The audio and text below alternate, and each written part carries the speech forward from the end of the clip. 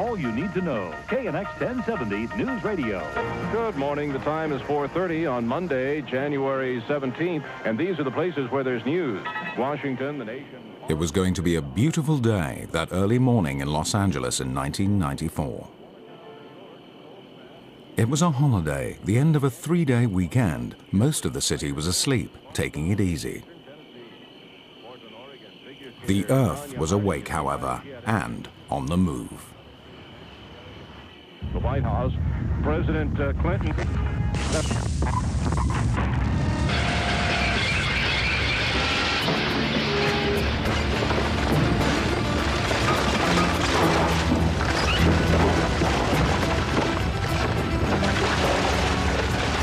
It's an earthquake. We're having an earthquake. Relax. Just stay right here. We're having an earthquake. Relax. 911. What is going on? Earthquake. Okay, and this is Jay Lawrence with radio station KFI. Ladies and gentlemen, if you just, what I can say is we've just experienced a real whopper here, especially here at the radio station. We're trying to piece everything together. What I can say is Los Angeles apparently just had a major trembler. So major that it has made the citizens and scientists worry about it ever since, if and when it might happen again. But at the time, there were more pressing and immediate problems. Don't bend your legs. Fire and paramedics. I can't see anything. Listen to me. Calm down. Okay, calm down because the fire department will come out, okay? Hold on a second. It's an earthquake and I'm in my house. Everything is falling apart. I don't know what to do. Ma'am, just stay calm. I need the fire department in my apartment. The water's coming out to the back room. Some pipes came loose or something and hot water's Okay, in the sir, room. the fire department does not handle that. You'll have to go out and turn the water off at the main. The shock waves broke gas lines, igniting a series of fires. Water pipes ruptured, making water and flames bizarre neighbors. The water lay on the ground, reducing the pressure for the firemen's hoses. People sought shelter where there was none. All units be advised, we have sustained a major earthquake in the LA basin. All unit battalions report on Blue 4.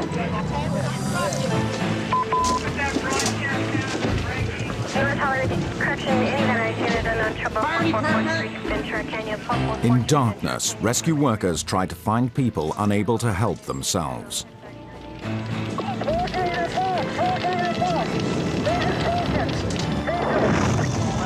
First impressions were that the earthquake was confined to the San Fernando Valley section of Los Angeles, 20 miles northwest of the center of the city. There's a report of the 10th freeway buckled or collapsed at Fairfax. Refrain from using the 10th freeway in either direction. It was not just in San Fernando. 5 sections of motorways in different parts had collapsed. I am southbound on the 5. One man drove around with his video camera running. And there's traffic in the southbound lanes coming at me in the number 1 lane. And there's traffic. I've just taken a hit. There's a break in the road. There's traffic coming at me in the southbound lane. I'm in shock. In Hollywood, the quake had brought down parts of some of the older brick buildings.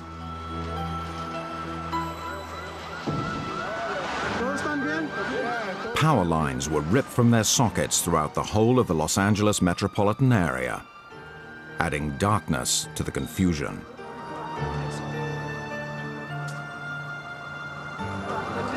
After number 6, Jens, please! Is there somebody in there? A kitty, just a kitty!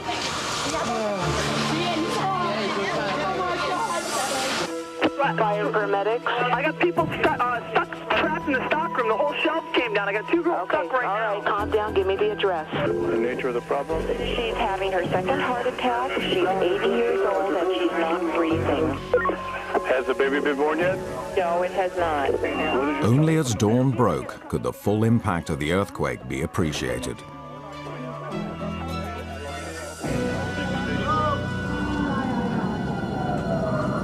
hole right through here, man.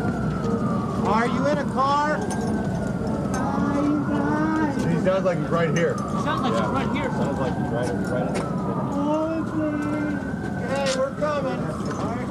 There were people still trapped and needing help. I think he's right below you, Jerry. I think he's right here. Yeah. I couldn't tell.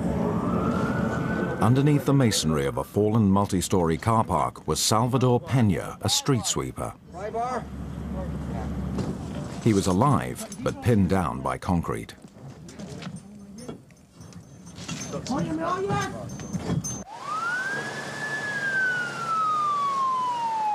Reports of other troubles were coming in from all directions.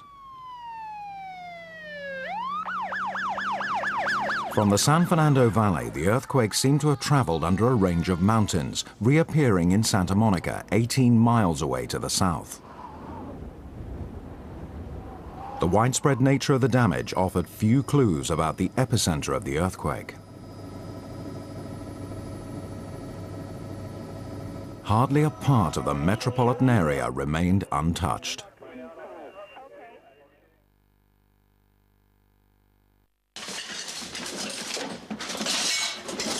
This is KNX Los Angeles. Okay, we are getting some preliminary information here. This is a 6.5, struck at 4:31. This, according to Dr. Lucy Jones at the Caltech Seismology Lab. These are preliminary. Yeah, go ahead. She's not sure of a location, but she thinks that it may be in San Fernando Valley. Somewhere in the San Fernando Valley for a possible epicenter, which, of course, is Powell, right in Los Angeles, in the Los Angeles city limits there. Like everyone else, the media wanted information. They turned to the California Institute of Technology and its Earthquake Research Center, but scientists there were initially in the dark. The earthquake was so powerful that it had overloaded the computer system monitoring the scientists' ground sensors. For now, the information that would reveal the exact location of the earthquake's epicenter was unavailable to seismologists like Lucy Jones. The waves from it came up and hit a lot of our stations at almost the same time, and it fit the pattern for microwave noise. Basically, the computer said, the ground is moving in so many places all at once. This can't be real. This must be a glitch in the microwave system, and threw it out. So when we got in there, instead of coming up with a location like we would hope to do, we often get a location within 2 minutes. Instead, we had the system saying, oh, nothing's happened.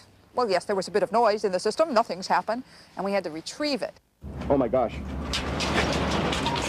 No one needed sensors to feel the aftershocks.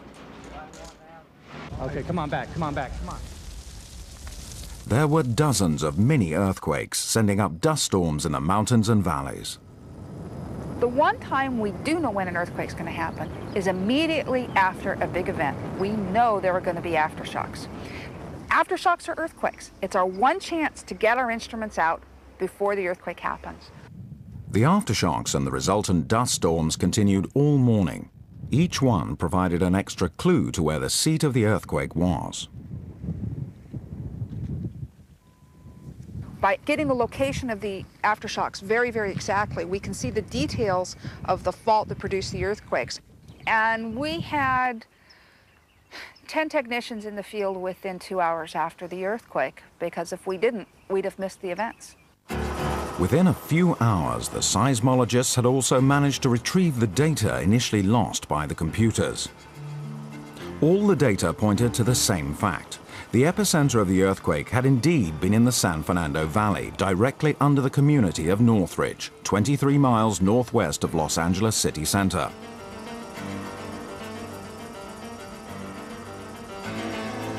The Caltech geologist Jim Doland was among the first to fly over the epicenter to survey the scene.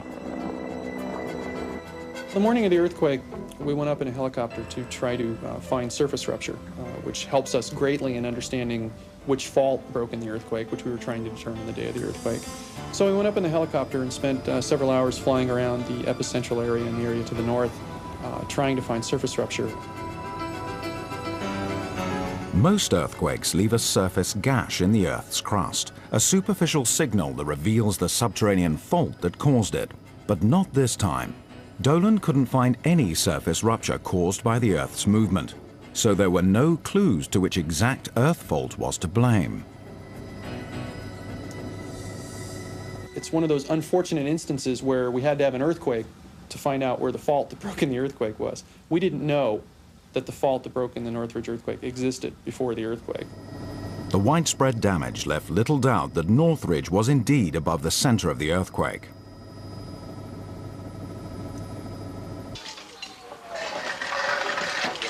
There was the evidence of a housing complex called Northridge Meadows.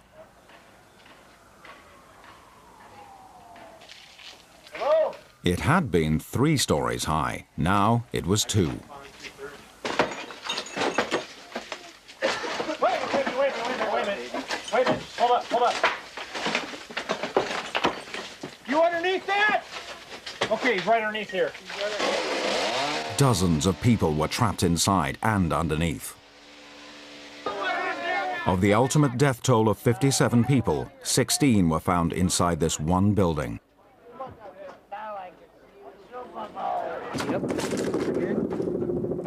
We were laying in bed and someone broke a window and we just managed to crawl out. And I went to sit up to get up and I realized the ceiling was on my head. I climbed down the balcony. I grabbed my wife, ran like heck to the center of the complex. And I was wedged between my mattress and the wall. And the mattress was up in the air and I couldn't figure out what it was doing there, why I couldn't push it back down. Got thrown out of bed, run downstairs. It was running through glass that we didn't know was there. There is no first floor anymore, it's gone. I think I was in shock. And I tell you the truth, had I not been knocked unconscious, I think I might have died of a heart attack. It was that frightening. You got a drop bag and all that? Oh, you're welcome. You're welcome. Yeah, glad we could help. You guys me yesterday. Yes. You're welcome. A few miles from the Northridge Meadows apartments, rescue crews were still trying to rescue Salvador Pena from the collapsed car park.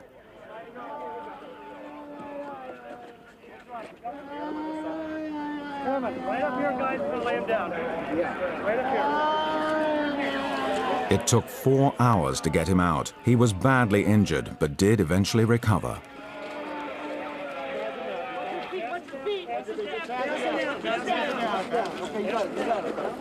Everyone's initially very frightened, and then once the shock starts wearing off, you really want to know what happened. It's a very schizophrenic experience, a large earthquake. It's a very schizophrenic experience for a geologist or a seismologist who works on earthquakes, because on the one hand, the amount of energy that's involved in moving a chunk of the Earth's crust 10 miles thick, moving that thing 20 feet in a couple of seconds is mind-boggling, and it's extraordinarily fascinating. That's why we work on earthquakes, because they are so fascinating. On the other hand, when you're up in a helicopter flying around over Northridge the morning of the earthquake, looking at, derailed trains, buildings on fire, apartment buildings that have collapsed and obviously killed people, on a completely different level, on a human level, it's a devastating experience. So we're constantly trying to balance these two reactions to an earthquake. There was surface damage all over the place, but no rupture in the Earth's crust. Doland and his colleagues knew its absence meant only one thing. The earthquake was the work of a blind thrust fault. A fault that cannot be seen.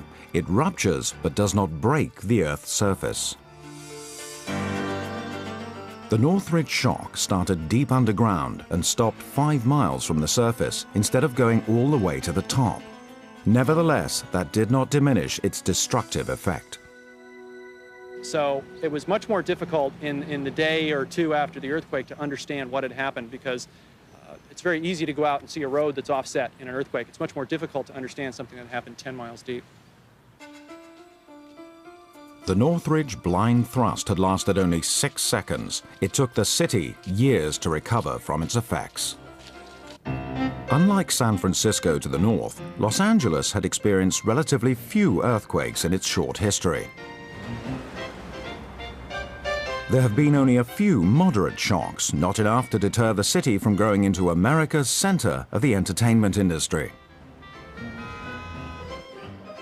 In 1933, cameras shooting a W.C. Fields feature movie caught one of the moderate shocks on film.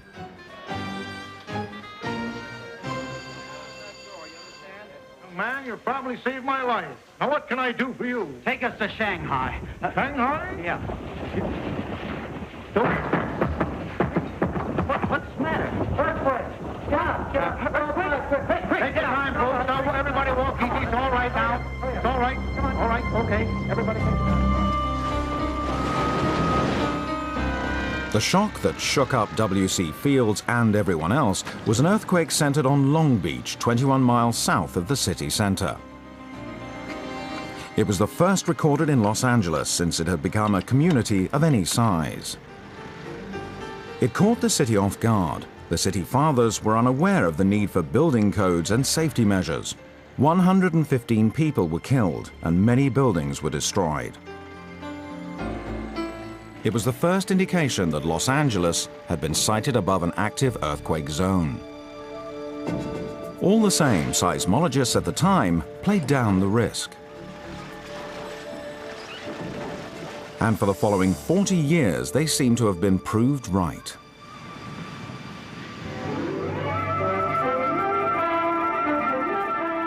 "40 years in which the city boomed and spread in all directions.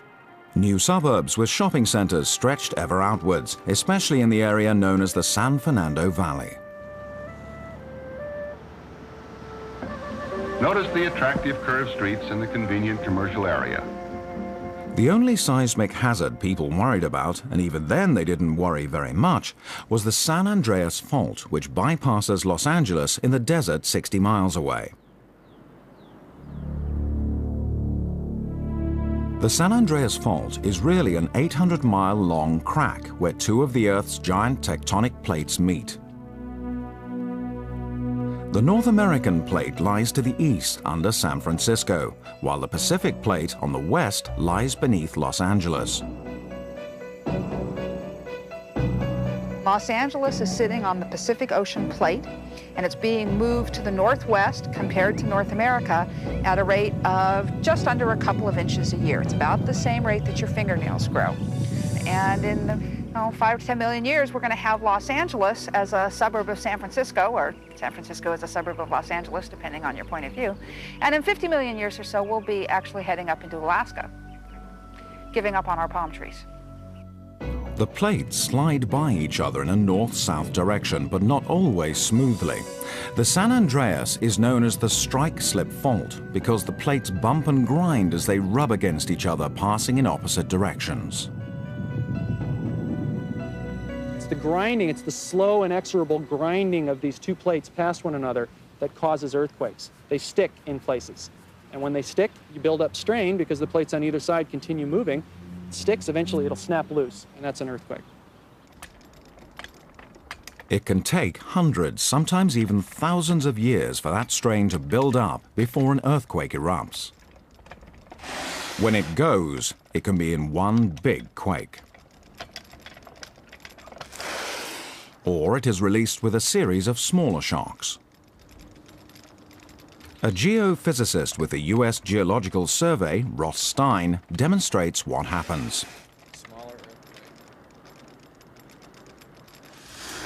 What you're looking at here is everything I know about earthquakes. And this really isn't as embarrassing an admission as it sounds, because really in this simple experiment, all of the behavior that we see in earthquakes is replicated. Now, what is the earthquake machine? It's this machine that is driven by steady motion of the plate's interiors, which is represented in this experiment by this winch, which I just crank steadily. It's got the elasticity of the Earth's crust. It's actually rubbery. It's pretty stiff, but it's rubbery. And it's got some mass that's in frictional contact with the surface. That's the fall. So by steadily loading up this system, I'm increasing the force on the brick. Okay, what just happened? We had an earthquake. Keep watching. And as the spring gets pulled in here, we're bringing up the loads again on the brick. So we've had a second earthquake. We'll let it go one more time. Okay.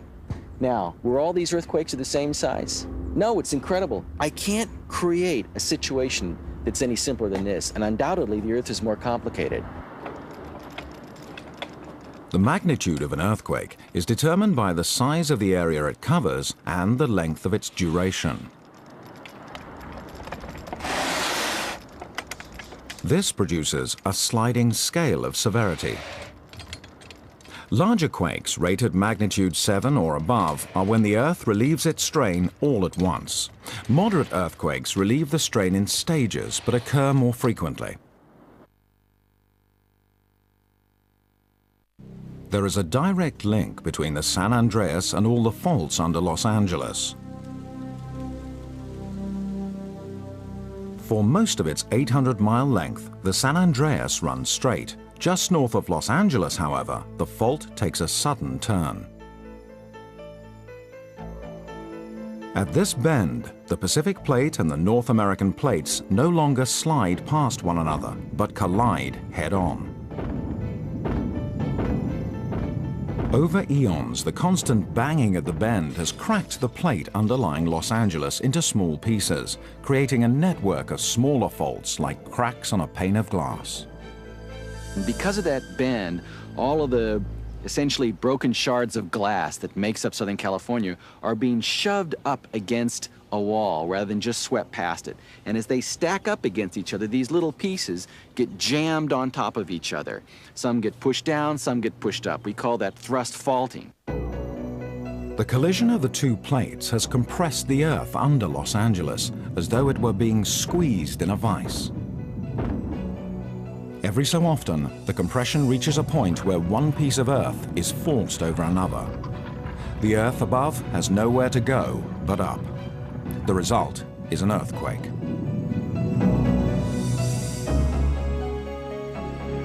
Over time, the thrust faults that produce these earthquakes have shaped California's topography. Earthquakes are what make California so wonderful. Whenever you see mountains in California, basically you should be thinking earthquakes, because there are probably faults pushing those mountains up. They have created all of our scenery and what give us our mountains, our valleys, most of our water sources. Our springs all form up along fault lines, and we'd look like Kansas if we didn't have our faults and our earthquakes. It'd be a much flatter topography. In the hills overlooking Los Angeles, geophysicist Andrea Donneland is measuring how much the Earth moves because of the compression. For the first time, scientists are learning the extent to which LA's landscape is being squeezed.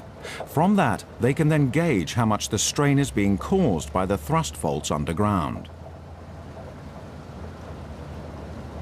Eventually, such information should provide clues about when and where LA's next earthquake may occur.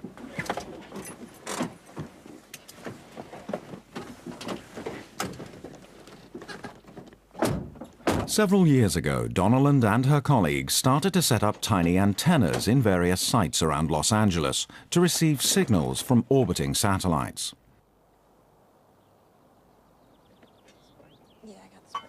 Donneland regularly monitors the position of the satellites relative to her receivers on the ground. She can then fairly simply determine whether the distance between the receivers has changed. Recently, they have inched closer together. Ready? This part of the Earth is shrinking, an indication that there is greater pressure underground along the fault lines. We know the LA basin is shortening. We don't know where it's shortening or what faults are taking up that motion. If the strains are very high, if the Earth is moving very quickly, then we suspect that there's something going on. We know there's active tectonic deformation, and then we try to figure out what faults are responsible for that. This forecasting has already begun to prove its worth. In 1987, Donneland and her colleagues detected pressure building in the mountains northwest of Los Angeles. For 6 years, the strain intensified. It looked like the region might be working towards an earthquake. 2 months before the Northridge earthquake erupted, she and her colleagues forecast a magnitude 6.4 event in the mountains northwest of Los Angeles, an area which indeed included Northridge. It looked like it was ready to snap because the strain was so high, which again means stress is building up, and also because there hadn't been an earthquake. And since the recurrence interval on these faults is 200 to 500 years, there hadn't been an earthquake in 200 years. We knew the earthquake could happen tomorrow or January 17th, or it could happen a century from now. We aren't sure, but it seemed as ripe as any area in Southern California to break. After the Northridge quake, Donnelland used the satellites to confirm that the thrust faults had raised the surface. The Northridge quake had indeed forced the ground upward, adding more than a foot to the mountains surrounding the northern edge of the city. Most of the mountains that ring Los Angeles sit on active thrust faults. Until recently, these mountains, or folds as geologists call them, were thought to grow very slowly, perhaps by only a few millimeters a century. But 2 recent earthquakes can cast doubt on that. A couple of earthquakes dramatically changed our mind. In 1980, there was a magnitude 7.3 earthquake in Algeria at a place called El Asnam. What happened in that earthquake was we had one of these dipping faults, and we actually saw the fold forming above this fault grow as much as 15 feet during this earthquake. And it was very clear from this earthquake that folds did not always grow slowly by creeping up. And in fact, they could grow episodically in jumps during really big earthquakes. That point was hammered home 3 years later by the 1983 Coalinga earthquake in central California. That was an earthquake of magnitude 6.5, essentially the same size as Northridge, in an area where nobody thought a large earthquake could occur. It was on a blind thrust fault.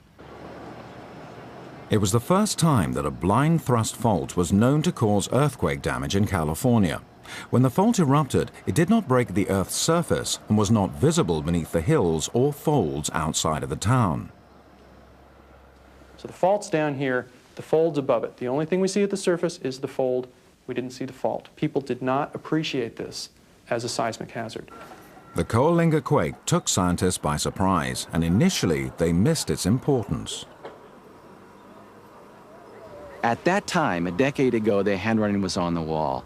We should have fanned out in all directions and started hunting for these faults. We did so in a limited sense, and we began to realize that large earthquakes could occur underneath areas where there wasn't a fault at the surface, and of course, Northridge is the most recent example of that. So blind thrust faults could exist virtually anywhere in Southern California. If there was no break in the Earth's surface, there was little reason for geologists to investigate. But what now? Can these faults be located before an earthquake occurs? It turns out that another group of geologists, those looking for oil, have been studying the Earth's layers under Southern California for decades.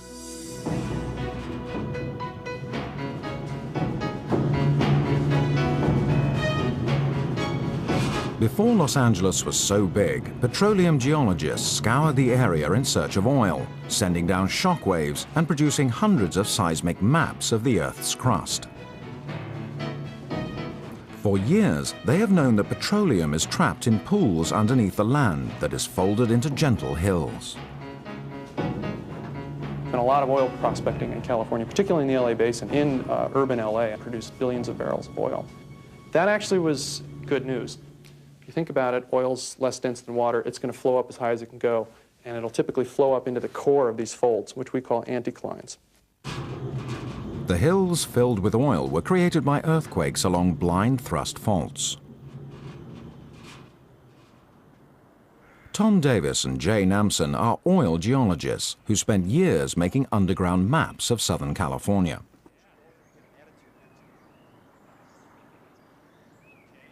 In their quest to find new sources of petroleum, Namson and Davis look for ancient hills that over millions of years have been hidden by other rock formations.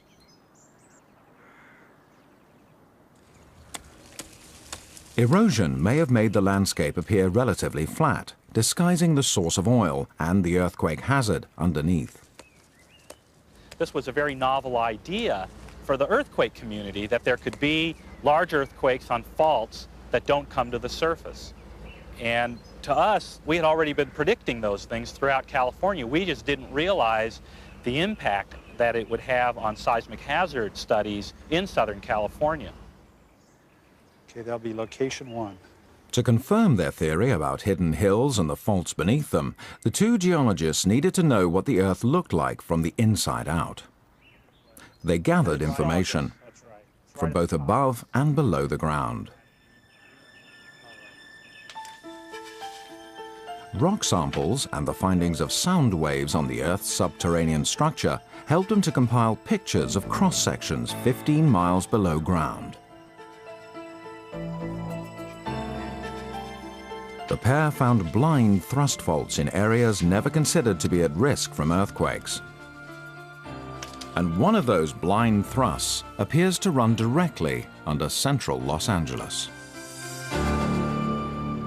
The moment of realization of this large fault under Los Angeles came when I really got all of the well data together, and to me it meant something as far as there had to be a very active large thrust under downtown Los Angeles that no one knew about.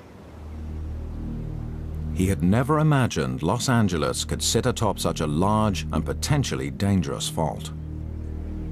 And I spoke to a number of geologists at that time, and everyone was amazed, and the implications were clear to everyone within that, it was probably a few-week period, that if there really was a fault like this under downtown Los Angeles, it had some fairly serious implications as far as seismic hazard. Davis originally called his discovery Fault A. It was later renamed as the Elysian Park Fault.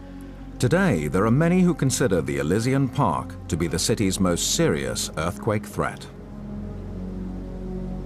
The Elysian Park Fault could produce a really horrible earthquake. It could also produce a lot of Northridges, and we don't know. We don't have enough data right now, not because we can't know, but because the work just hasn't been done yet.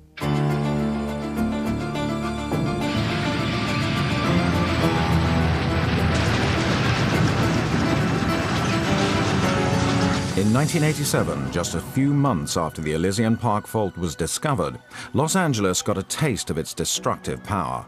A small section of the massive fault shook just 18 miles from central Los Angeles in the suburb of Whittier.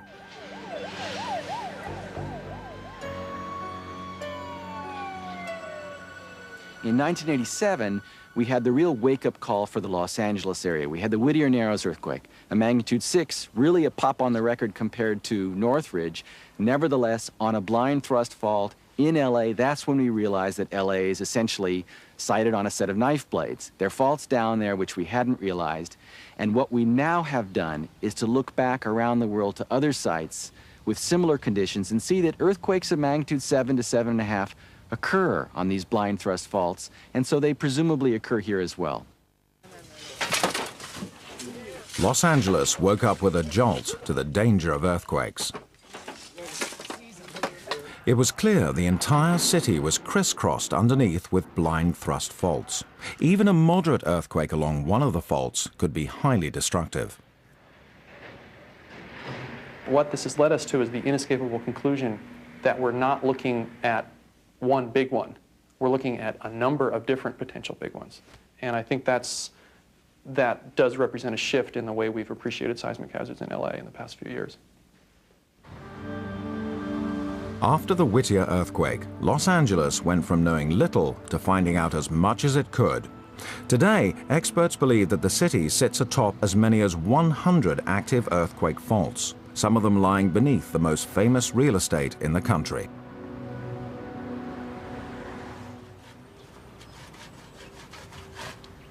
What I'm doing here is called paleoseismology.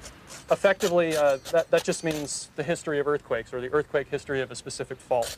What we do is we dig trenches like we're in right now, and look for beds that have been offset by earthquake faults.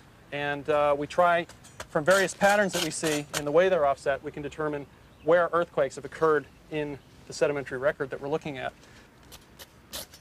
The beds Doland examines are actually layers of the Earth's crust, piled up over millions of years. Occasionally, there are visible deposits of charcoal left over from ancient brush fires. During an earthquake, a fault forces the land upward and knocks the layers and the charcoal out of alignment. By dating the deposits of charcoal within each offset layer, Dolan can determine how long ago they were displaced by an earthquake. By doing that, by getting the age on these deposits, we can develop a history of movement on these earthquake faults by how the beds have been offset. This information gives Dolan an idea how frequently faults tend to erupt, and that he hopes will help him to forecast future earthquakes.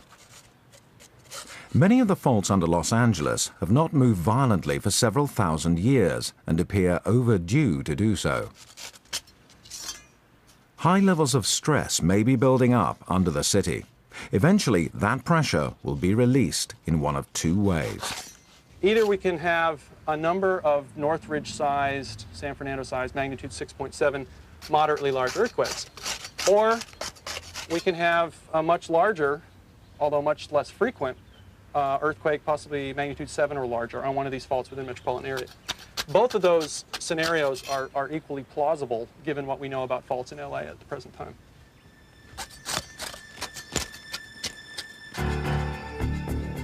Recent history indicates that a series of moderate earthquakes is already well underway. Over the past 3 decades or so, Los Angeles has been hit by a series of 10 moderate earthquakes. That cycle began in 1971 with a magnitude 6.7 quake in the San Fernando Valley.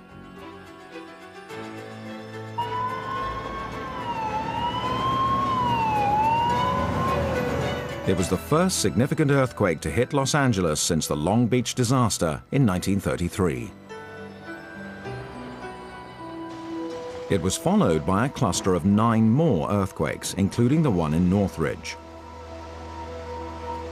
We are averaging 1 damaging earthquake in Los Angeles every year for the last 6 years. And we don't know what that means. We don't know why it's happening.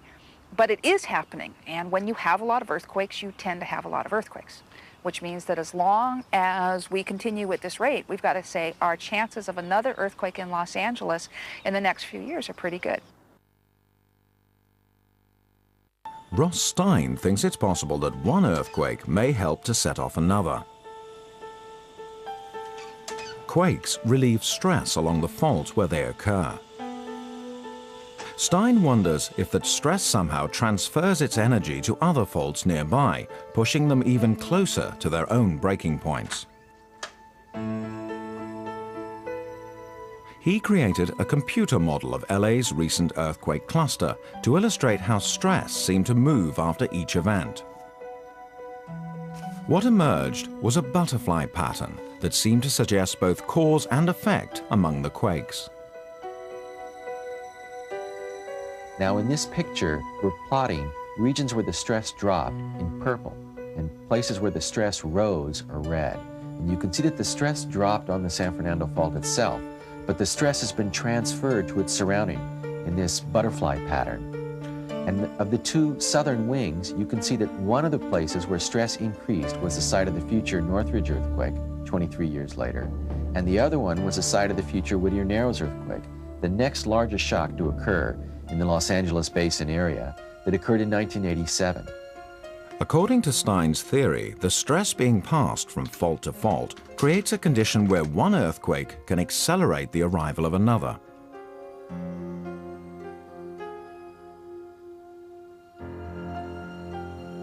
Now, are any of these stress changes enough to cause an earthquake? No. They're very small. If, on the other hand, you imagine that all of these faults are stressed up to near failure, then these small changes could be important, and they could direct us to the places that have a higher probability of rupturing next. The Northridge earthquake appears to have transferred its stress in 4 different directions. Along one of its paths lies a fault of special concern.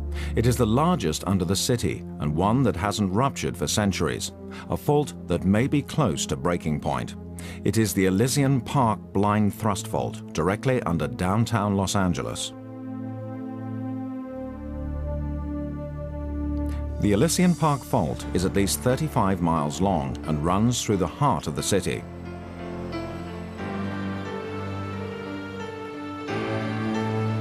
It could shift in sections, causing a series of smaller quakes. Or it could lurch in one go, creating a massive magnitude 7 or 7.5 quake directly under Los Angeles. The possibility of a magnitude 7.5 earthquake occurring directly beneath metropolitan Los Angeles the consequences would be truly devastating. Remember that for every unit of 1 you go up on the magnitude scale, you're releasing more than 30 times more energy. A magnitude 7.5 is 32 times more powerful than a magnitude 6.5.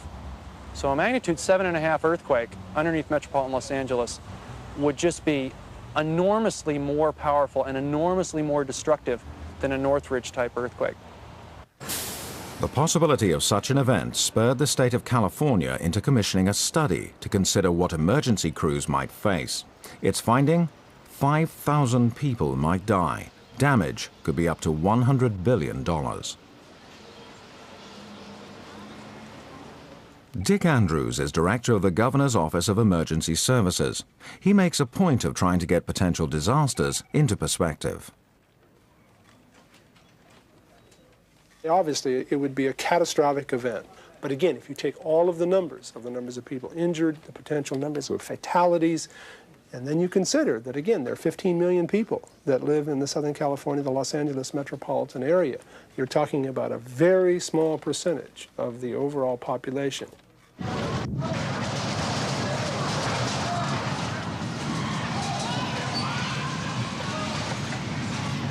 This is how the Loma Prieta earthquake outside San Francisco looked in 1989. The shaking at the epicenter lasted for approximately 12 seconds. A magnitude 7 quake under downtown LA would shake twice as long.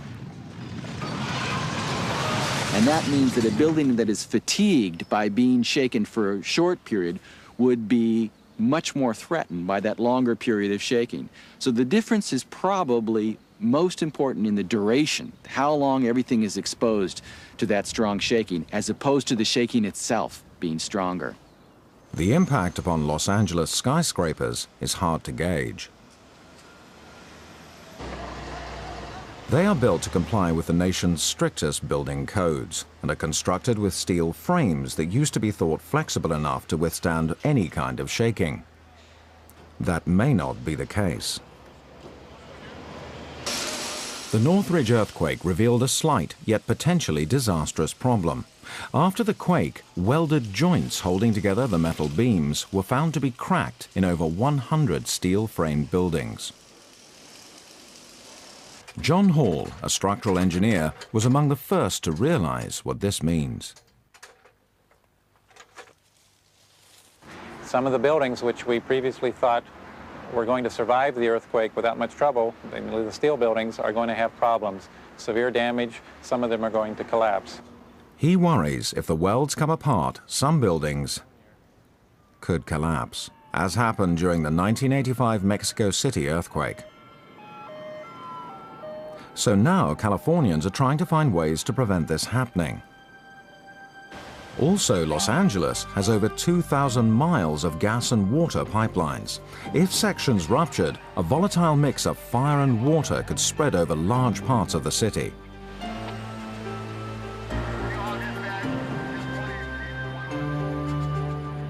Southern California's coastline would face a different kind of hazard, along the lines of what happened in the seaside community of Niigata in Japan in 1964, when it was hit by a magnitude 7.4 earthquake. Such an earthquake could churn LA's beaches and shoreline into a sea of mud, endangering hundreds of buildings and homes.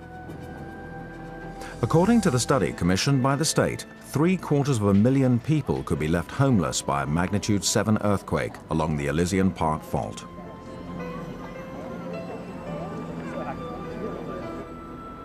People ask me frequently, where can I go in LA to get away from earthquakes? Should I move? And I think that's the wrong question. It's not a question of trying to get away from earthquakes, it's trying to learn to deal with them.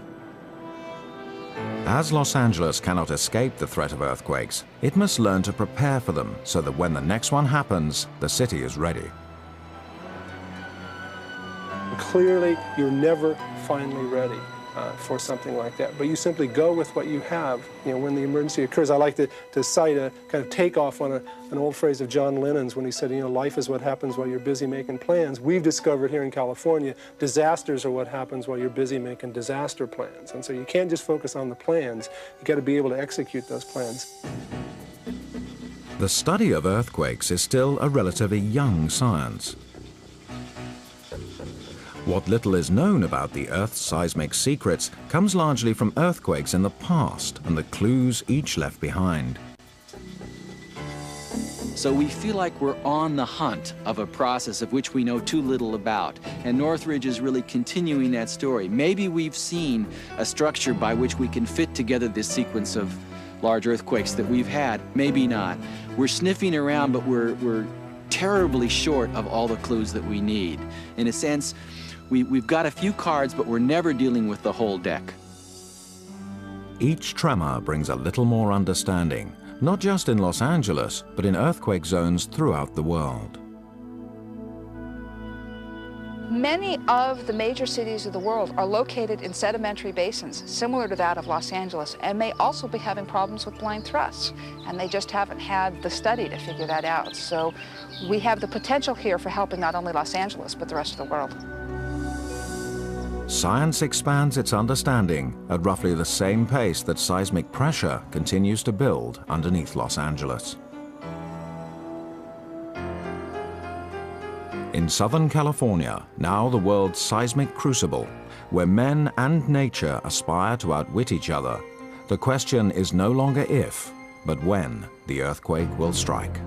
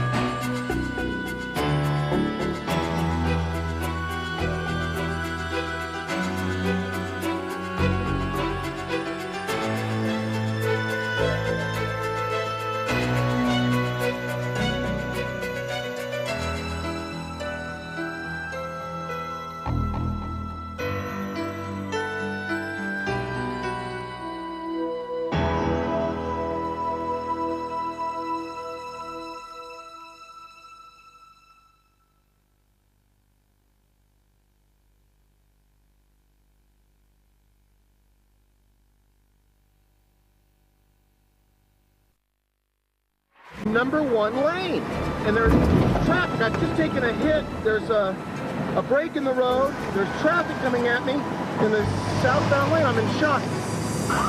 In Hollywood, the quake had brought down parts of some of the older brick buildings.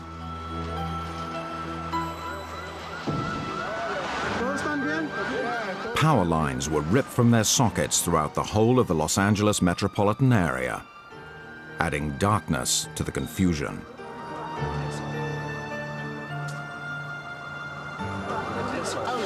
Number 6, kids, please. Is there somebody in there? A kitty, just a kitty.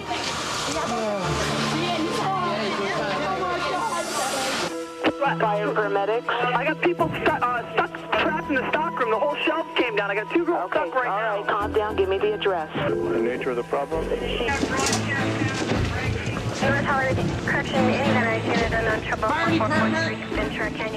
In darkness, rescue workers tried to find people unable to help themselves.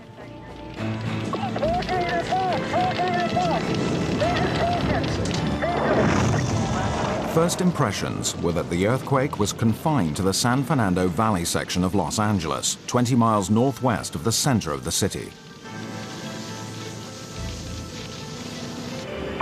There's reported the 10th freeway buckled or collapsed at Fairfax. Refrain from using the 10th freeway in either direction.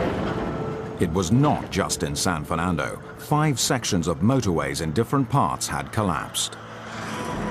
I am southbound on the 5. One man drove around with his video camera running. And there's traffic in the southbound lanes coming at me in the... Having an earthquake, relax. 911. What is going on? Earthquake! Okay, and this is Jay Lawrence with radio station KFI. Ladies and gentlemen, if you've just, what I can say is we've just experienced a real whopper here, especially here at the radio station. We're trying to piece everything together. What I can say is Los Angeles apparently just had a major trembler. So major that it has made the citizens and scientists worry about it ever since, if and when it might happen again. But at the time, there were more pressing and immediate problems. Don't bend your legs. Fire and paramedics.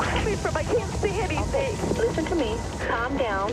Okay, calm down because the fire department will come out, okay? Hold on a second. It's an earthquake and I'm in my house. All you need to know. KNX 1070 News Radio. Good morning. The time is 4:30 on Monday, January 17th. And these are the places where there's news. Washington, the nation. It was going to be a beautiful day that early morning in Los Angeles in 1994. It was a holiday, the end of a 3-day weekend. Most of the city was asleep, taking it easy. The Earth was awake, however, and on the move. The White House, President Clinton.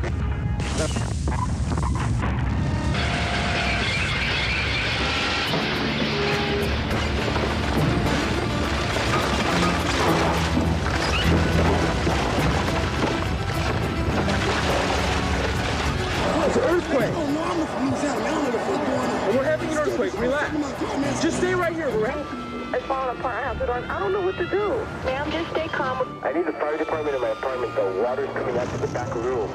Some pipes get loose or something and hot water's Okay, sir, the fire department does not handle that. You'll have to go out and turn the water off at the main. The shock waves broke gas lines, igniting a series of fires. Water pipes ruptured, making water and flames bizarre neighbors. The water lay on the ground, reducing the pressure for the firemen's hoses. People sought shelter where there was none. All units be advised, we have sustained a major earthquake in the LA basin. All unit battalions report on Blue 4.